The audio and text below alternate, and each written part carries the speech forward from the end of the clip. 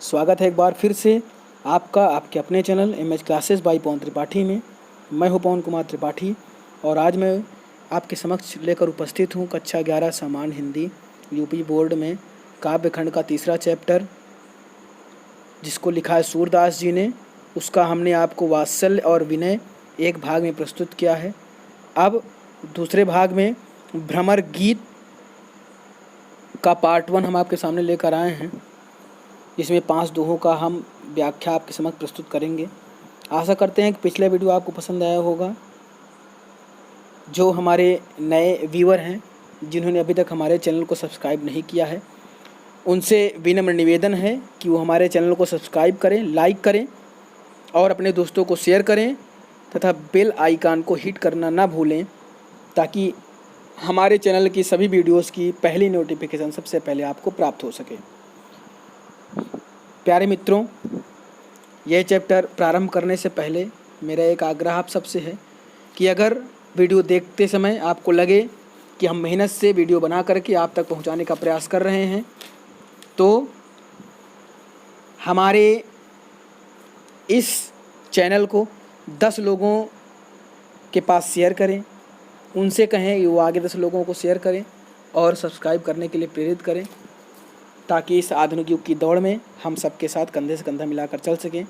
क्योंकि एक किसान के बच्चे को भी सबके साथ कंधे से कंधा मिलाकर चलने का अधिकार होता है। मैं नया हूँ इस क्षेत्र में और आप सबके सहयोग के बिना मैं बिल्कुल भी असफल रहूँगा। आपका सहयोग होगा, आशीर्वाद मिलेगा, तभी मैं आगे बढ़ूँगा। और एक विशेष आग्रह कि अगर वीडियो में हमारी मेहनत आपको दिखे तो बस आपसे एक आग्रह है कि हमारे चैनल को मोनेटाइज करने में मदद करें और 24 घंटे में 1 घंटे का टाइम निकाल करके हमारे चैनल के किसी भी वीडियो को 1 घंटा अवश्य चलाएं। आपका बहुत बहुत आभार होगा। और हमारे चैनल पर आप जिस कक्षा की वीडियो देखना चाहेंगे प्लेलिस्ट पर मौजूद है, उसको आप देख सकते हैं। तो बिना समय नष्ट किए चलिए हम शुरू करते हैं। देखिए, इसमें सूरदास जी ने भगवान श्री कृष्ण, उद्धव और गोपियों की आपसी वार्ता का बड़ा ही मार्मिक चित्रण किया हुआ है। भगवान कृष्ण जब उद्धव जी से बताते हैं कि वो ब्रज से कितना प्रेम करते हैं, गोकुल से कितना प्रेम करते हैं, वृंदावन से कितना प्रेम करते हैं, वहाँ के गोपियाँ ग्वाल बाल सबको कितना चाहते हैं और वो उनके विरह में व्याकुल हो रहे होंगे, तो भगवान श्री कृष्ण उद्धव जी को समझा कर भेजते हैं कि जाइए और उनको कहिए कि वो किसी निराकार ब्रह्म की उपासना करना प्रारंभ कर दें, अब मैं लौट कर नहीं आऊँगा। उसी का बड़ा ही मार्मिक चित्रण यहाँ पर सूरदास जी ने किया हुआ है। और ज्ञान गरिमा के पंडित माने जाने वाले उद्धव जी श्री कृष्ण गोकुल इसलिए भेजते हैं कि वे गोपियों को निराकार की ओर उन्मुख कर सकें। प्रस्तुत जो पाठ है, इसके अंतर्गत गोपियाँ के द्वारा उद्धव जी को वाक्पटुता के साथ दिया गया उत्तर, और सच पूछिए तो वाग विदग्धता का नाम यही है कि सामने वाले व्यक्ति को ऐसा खरा और चुभता हुआ उत्तर दिया जाए कि उसकी बोलती बंद हो जाए। साधारण रूप में इसे हम व्यंग का बड़ा भाई कह सकते हैं, जो असाधारण लोगों को ही प्राप्त होता है, और उसका इसमें बड़ा ही अच्छे ढंग से प्रयोग भी किया गया है। तो हम देखते हैं कि इसमें स्वयं नारायण जी जब मथुरा चले जाते हैं, वहाँ अपने सखा उद्धव जी से कहते हैं, तो उसी का चित्रण है कि उद्धव मोहि ब्रज बिसरत नाही। भगवान श्री कृष्ण कह रहे हैं कि हे उद्धव जी, मुझे ब्रज नहीं भूल रहा है, मुझे ब्रज की बहुत याद आ रही है। और हंस सुता की सुंदर कगरी, हंस सुता माने यमुना, तो हंस सुधा की नगरी कगरी, तो हंस के यमुना का सुंदर किनारा, अरु कुंजन की छाही और कदम की जो छाया है, वे मुझे भूल नहीं रही है। वह सुरभि वह बच्छ दोहिनी खरिक दुहावन जाही, वह सर सुरभि वो गायें, सुरभि माने गाय, वह बच्छ वो बछड़े, और वो दोहनी अर्थात दूध दोहने का जो पात्र, और खरिक माने गौशाला दुआहन जाई।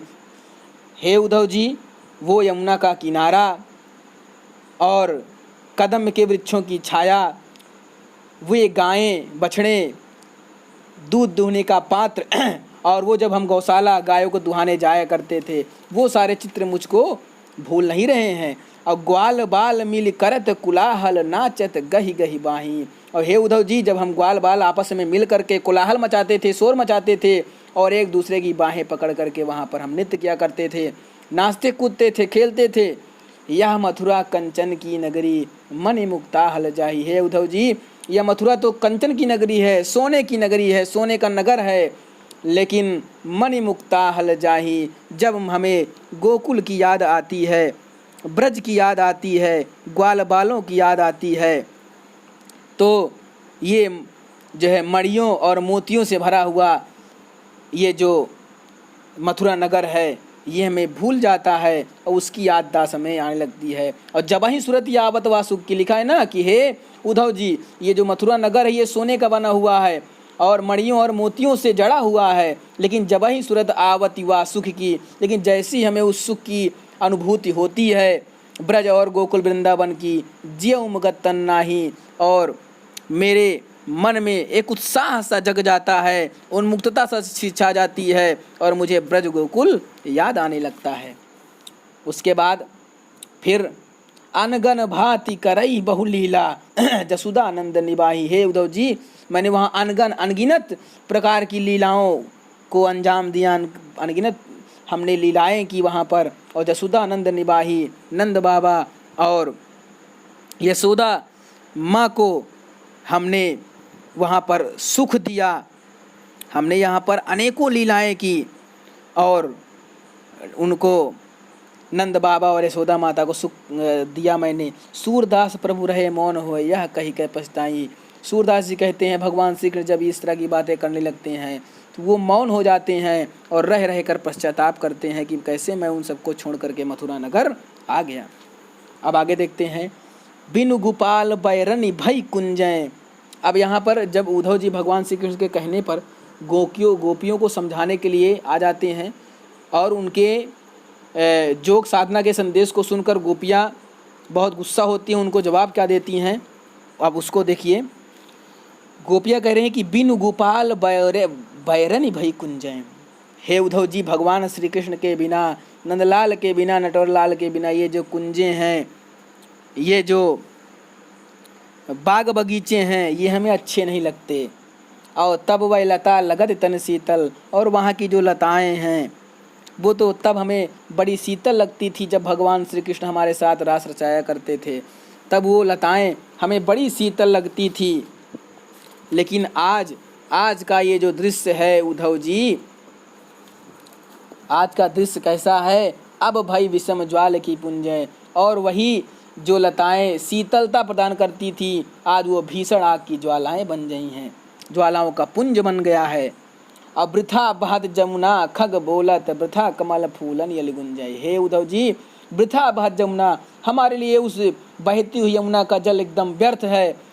खग बोलत, खग माने पक्षी, पक्षियों का बोलना व्यर्थ है। और वृथा कमल फूलनी, कमल का खिलना व्यर्थ है। और वृथा कमल फूलनी अलिगंजय, और वहाँ पर अलिगंजय मतलब होता है भ्रमरों का गुंजार। तो हे उद्धव जी, हमें अब यमुना का बहना, पक्षियों का बोलना, कमल का खिलना और भंवरों का गुंजार करना ही सब व्यर्थ लगता है, अब कुछ अच्छा नहीं लगता। अब पवन पान घनसार सजीवन, शीतल वायु और कपूर, ये सब हमें शीतलता प्रदान करने वाली जितनी भी वस्तुएं थी, तो वो सब अब हमें आग प्रदान कर रही हैं, हमें कष्ट प्रदान कर रही हैं। तो उसमें पवन मतलब वायु, पान मतलब जल, घनसार मतलब होता है कपूर, और इसमें लिखा है ना कि सजीवन मतलब सजीवनी, जीवन दान प्रदान करने वाली। और दधि सुत किरणी भानु भाई भुंजय, और चंद्रमा, दधिसुत मतलब होता है चंद्रमा की किरणें, चंद्रमा की जो शीतल किरणें हैं वो सूर्य की किरण बन गई हैं और हमें उसी की तरह तपा रही हैं। फिर समझते हैं कि हे उद्धव जी, हमें यमुना का बहना, पक्षियों का बोलना, कमल का खिलना और भ्रमरों का गुंजार करना सब व्यर्थ लगता है, और जो हमें शीतलता प्रदान करने वाली हवा थी, जल थे, कपूर था, संजीवनी थी, चंद्रमा की किरणें थीं, आज वो सब सूर्य की ज्वलनशील जो है किरणें बन गई हैं, जो हमें हमारे शरीर को तपा रही हैं, हमारे मन को जला रही हैं। और यह उद्धव कहियो माधव सो, हे उद्धव जी आप जाके माधव से कहिएगा, भगवान श्री कृष्ण से कहिएगा, मदन मार कीन्ही हम लुंजय। मदन अर्थात कामदेव, कामदेव ने आपके प्रेम में जो विरह हमको मिला है उसमें हमारे शरीर को उन्होंने लुंज पुंज कर दिया है, अर्थात शिथिल कर दिया है, स्थिर कर दिया है, शिथिल कर दिया है। हमारा शरीर बहुत ही कमज़ोर हो गया है। और सूरदास प्रभु तुम्हारे दरस को मग जोवत अखियाँ भई छुंझय। और हे उद्धव जी, सूरदास जी कह रहे हैं कि गोपियाँ कहती हैं उद्धव जी से कि हे उद्धव जी, भगवान श्री कृष्ण जाकर कहना कि आपके दर्शन को हमारी जो आँखें हैं मग जोवत, मार्ग देखते देखते भई छुंझय, धुंधली सी हो गई हैं, इनको धुंधला दिखाई देने लगा है आपके दरस में। ये हमारी जो आँखें हैं इनको धुंधला दिखाई दे रहा है, हमें कम दिखाई देने लगा है। अब आगे कह रही हैं गोपिया कि हमरो हरिहारिल की लकड़ी, मन क्रम बचन नंद नंदन और यह दृढ़ करी पकड़ी। यहाँ पर गोपियाँ कह रही हैं कि गोपियाँ उद्धव जी से कहती हैं कि हे उद्धव जी, श्री कृष्ण तो हमारे लिए हरियल पक्षी की उस लकड़ी जैसे हैं। हारिल मतलब हरियल नाम का एक पक्षी होता है। तो हे उद्धव जी, भगवान श्री कृष्ण तो हमारे लिए उस हरियल पक्षी की उस लकड़ी जैसे हैं जिसे वह किसी भी हालत में छोड़। हे उद्धव जी, भगवान श्री कृष्ण तो हमारे लिए हरियल पक्षी की उस लकड़ी के समान है जिसे वह किसी भी हालत में छोड़ता नहीं है। और हमारे लिए तो भगवान श्री कृष्ण एकमात्र सहारा है हमारे जीवन का। मन क्रम वचन नंद नंदन और यह दृढ़ करी पकड़ी। हे उद्धव जी, हमने मन क्रम वचन से नंद बाबा के लड़के को अर्थात भगवान श्री कृष्ण को दृढ़ता से पकड़ कर रखा है।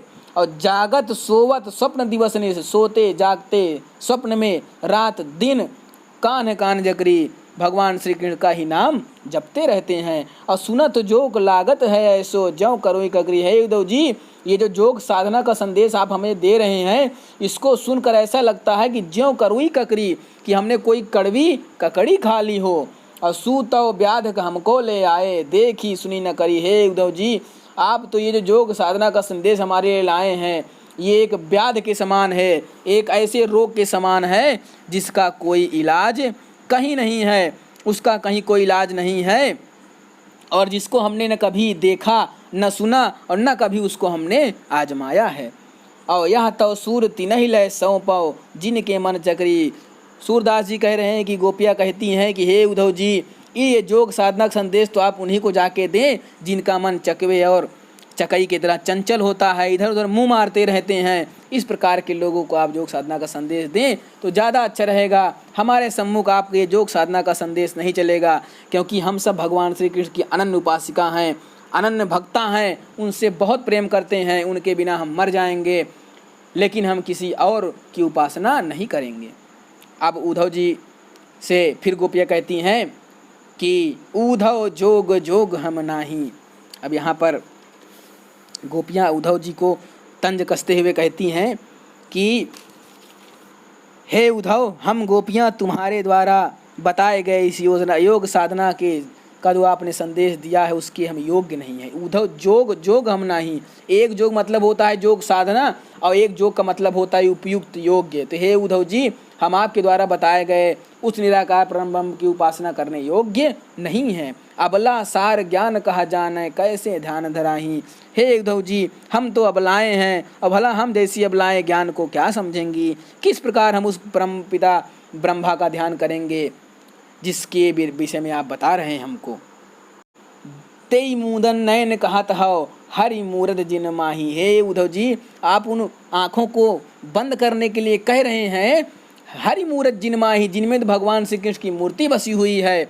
और ऐसी कथा कपट की मधुकर हम तय सुनी न जाई। अब हे उद्धव जी, मधुकर यहाँ उद्धव जी के लिए प्रयोग किया गया है। हे उद्धव जी, आप ये जो कपट की कथा हमें सुना रहे हैं ना, हम इसको सुनना नहीं चाहते, हम इसको बिल्कुल भी नहीं सुनना चाहते और ना ही हम इसको सुनेंगे। ये जो कपट की आपकी कहानी है उद्धव जी, इसको हम सब नहीं सुनेंगे।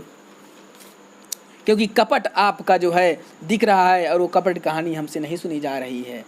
और श्रवण चार चीर सिर जटा बधाया, ये दुख कौन समाई है। उद्धव जी आपके कहने का मतलब है कि हम अपनी आँखों को चीर कर, अपने कानों को चीर करके, श्रवण माने कान, अपने कानों को चीर करके उसमें कुंडल पहन लें और अपनी जटाओं को बांध करके जटा जूट बना लें। तो हे उद्धव जी, हम नारियों के लिए यह दुख सह पाना बड़ा ही कठिन है, बड़ा ही हमको दर्द देने वाला है। और चंदन तज अंग भस्म बतावन, हे उद्धव जी, हमने जिस अंग को चंदन के लेप से महकाया हुआ है, इसमें लिखा है ना, चंदन तज अंग भस्म बतावत बिरह न लेति दाही। हे उद्धव जी, कि हमने जिन अंगों को चंदन से सुगंधित किया है, उन्हीं अंगों पर आप भस्म चढ़ाने के लिए कह रहे हो, क्या यह उचित है? हम तो वैसे ही भगवान श्री कृष्ण के विरह में जल रही हैं, विरह न लेति दाही, हम तो वैसे ही भगवान श्री कृष्ण के विरह की आग में जल रहे हैं, आप हमें और क्यों जलाना चाहते हैं? और जोगी भ्रमत जाई लगी भूले सो तो है अपमाही, जोगी भ्रमत जाहि लगी भूले। हे उद्धव जी, जिस ब्रह्म को पाने के लिए भटक रहे हैं, योगी जिस ब्रह्म को पाने के लिए भटकते हैं, वह तो हमारे अंदर ही विद्यमान है। जोगी भ्रमत जाहि लगी भूले, हे उद्धव जी, योग साधना करने वाले जो बड़े बड़े योगी होते हैं, जिस ब्रह्म को पाने के लिए दर दर भटकते रहते हैं, सोता है अब माही, वो हमारे सबके अंदर पहले से विराजमान है। और सूर्य श्याम तय न्यारी ना पल छिन जाओ घटते पर चाही। हे उद्धव जी, सूरदास जी कह रहे हैं कि गोपियाँ उद्धव जी कहती है कि हे उद्धव जी, श्याम तय न्यारी ना पल छिन, हम तो भगवान श्री न्यारी माने अलग, और हम तो भगवान श्री कृष्ण से एक पल भी उसी प्रकार नहीं अलग हो सकती। जव घट तय परछाई, घट माने शरीर, जिस प्रकार शरीर से परछाई, हे उद्धव जी, हम भगवान श्री कृष्ण से उसी प्रकार अलग नहीं हो सकती हैं जिस प्रकार बिना कभी भी कोई परछाई शरीर से अलग नहीं हो सकती है। अब आगे देखते हैं। लड़काई कहो प्रेम कहो अली कैसे छूटत, अब कहाँ कहो ब्रजनाथ चरित अंतर्गत लूटत। अब गोपियाँ उद्धव जी से कहती हैं कि हे उद्धव जी, हमने जो भगवान श्री कृष्ण से प्रेम किया था, वो हमने उनसे बचपन से प्रेम किया है, और उस प्रेम को भुलाना बड़ा कठिन है, वो प्रेम नहीं छूट सकता। और कहा कहो ब्रजनाथ चरित अंतर्गत लूटत। और हे उद्धव, हम आपसे कृष्ण भगवान श्री कृष्ण के चरित्र के बारे में क्या बताएं, उनकी रस भरी लीलाओं के बारे में हम क्या बताएं, उनका क्या वर्णन करें। उनकी जो लीलाएं हैं, उनकी जो क्रीड़ाएं हैं, अंतर्गत लूटत, उसने हमें अंदर से अपनी तरफ आकर्षित कर लिया है, अंदर से हमें लूट लिया है, अर्थात अपने वश में कर लिया है। हम सब भगवान श्री कृष्ण की दीवानी हो गई हैं। और वह चितवन वह चाल मनोहर, वह उनकी एकटक चितवन, उनकी मधुर चाल और उनकी मंद ध्वनि की जो मधुर ध्वनि और उनकी मंद मुस्कान ने हमारे मन को मोहित कर लिया है। अर्थात उनकी वह चंचल चितवन और मन को मुग्ध करने वाली चाल और मन को मोहने वाली मुस्कान और मंद मंद स्वर में गाए जो गीत हैं, उनको हम नहीं भूल सकते हैं। और नटवर भेष नंद नंदन का वह, और भगवान श्री कृष्ण, नटवर मतलब भगवान श्री कृष्ण, तो भगवान श्री कृष्ण का वो नटवर का जो भेष अर्थात नाटक वाला जो उनका भेष है, वह विनोद, वह आनंद प्रदान करने वाली उनकी जो सूरत है, वह बन तय आवन, और उनका जंगल से वह जो है खेलते खाते जो है जंगल से घर की तरफ आना, ये सारी चीज़ें हमको कभी भूलता नहीं है। इसको भूलना बड़ा कठिन है उद्धव जी। और चरण कमल की सौ करती हैं, हे उद्धव जी, हम तो उन चरण कमल के समान चरणों की सौगंध गाकर कहते हैं, यह संदेश मोहि विषम लागत। आप ये योग साधना का संदेश लेकर हमारे लिए आए हैं, ये किसी विष से कम नहीं है हमारे लिए, और ये हमें और पीड़ा पहुंचा रहा है। और सूरदास पल मोहि न बिसरत, मोहन मूरत सोवत जागत। हे उद्धव जी, सूरदास जी कह रहे हैं कि गोपियाँ कहती हैं उद्धव जी से कि हे उद्धव जी, हम सबको भगवान श्री कृष्ण का वो अनुपम चेहरा एक पल भी नहीं भूलता। उनकी जो मोहनी मूरत है, सोते जागते उड़ते बैठते हमारे दिलो दिमाग पर छाई रहती है, हमारे अंतर मन पर उसका कब्जा रहता है। हे उद्धव जी, हम भगवान श्री कृष्ण के अलावा किसी और परम ब्रह्म की उपासना नहीं कर सकते हैं। इसलिए आप अपनी योग साधना का संदेश अपने तक रखिए और अपनी ये ज्ञान की जो गदड़ी है, इसको कहीं और लेके जाइए, इसका असर हमारे ऊपर नहीं होगा। इस प्रकार उद्धव जी गोपियों का इस प्रकार का जवाब सुन करके बड़े ही जो है अपने आप को बड़ा शर्मिंदा महसूस करते हैं, मौन हो जाते हैं। तो प्यारे बच्चों, आज हमने भ्रमर गीत का पहला भाग, जिसमें 5 दोहों का हमने संपूर्ण व्याख्यान आप तक अच्छे से पहुंचाने का प्रयास किया है। आशा करते हैं कि वीडियो आपको पसंद आएगा, और अगर वीडियो पसंद आए तो उसको ज़्यादा से ज़्यादा लोगों तक शेयर करें, लाइक करें, सब्सक्राइब करें, कमेंट ज़रूर करें। तब तक के लिए इस वैश्विक महामारी में अपने घर पर रहें, सुरक्षित रहें, अपने परिवार का ध्यान रखें। घर से बाहर निकलें तो मास्क ज़रूर लगाएं, 2 गज की दूरी बहुत है ज़रूरी। इस प्रधानमंत्री जी के मोटो पर अमल करें, अपना ध्यान रखें। जय हिंद, जय भारत।